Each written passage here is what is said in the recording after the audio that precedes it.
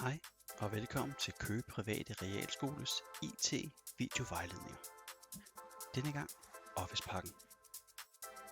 Jeg vil i denne video forklare nærmere omkring info om licensen, hvordan hentes Office-pakken og hvordan aktiveres Office-pakken. Alle elever og ansatte får alle 5 licenser. De kan bruges på alle enheder som bærbar, iPad, mobiler osv. Alle får også 1 TB plads i OneDrive og en adgang til Teams. Husk, det skal være det, der hedder arbejde- og skoleversionen. Start med at gå ind på hjemmesiden office.com. Tryk derefter på log på.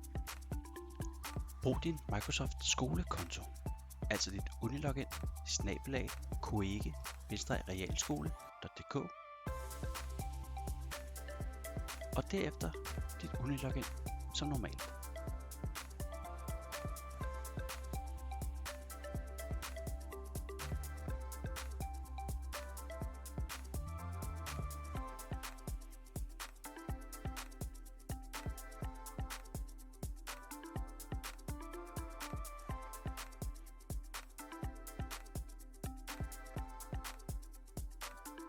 Når du først er logget ind, tryk derefter på installere og meget mere, og derefter installere Microsoft 365 apps.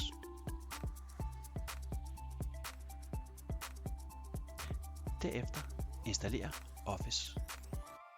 Herefter vil det lille Office download-program nu blive downloadet til din computer. Når først det er downloadet, start det og følg vejledningen på skærmen. Efter ca. 10 minutter til et kvarter har du installeret Office-pakken. For at aktivere Office-pakken, start et af programmerne, som for eksempel Word. Hvis Word selv beder om det, log ind ligesom tidligere med din Microsoft skolekonto. Hvis Word ikke beder om det, klik på brugerkonto i øverste højre hjørne, log på med en konto, og derefter skriv din Microsoft skolekonto her.